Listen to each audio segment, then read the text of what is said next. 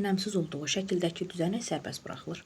Buna görə iplərdəki gərilmə qüvvətlərinin nisbəti bizdən soruşur.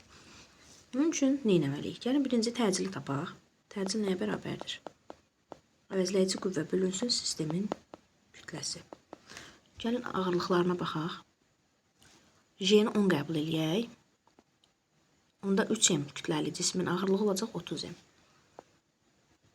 M kütləli cisminki isə olacaq 10M.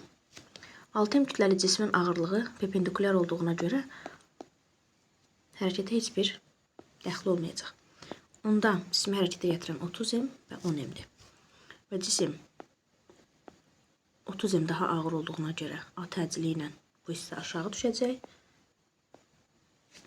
M kütləli cisim isə A təcili ilə yuxarı doğru hərəkət etmiş olacaq.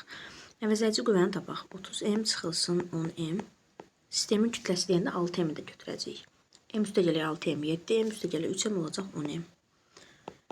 20M böl 10M cavab eləyəcək 2 metr bölünsün saniyə kvadratı.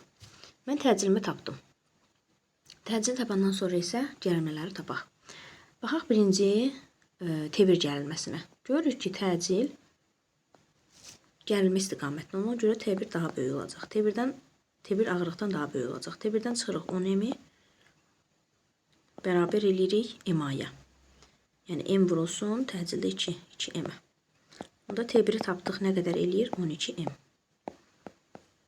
İndi baxaq T2 gərilməsinə. Baxırıq ki, təcil ağırlıq istiqamətdə. Deməli, ağırlıq daha böyükdür. 30M-dən çıxırıq T2-ni bərabər eləyirik M-aya. Kütlə 3M, təcil 2 olacaq 6M.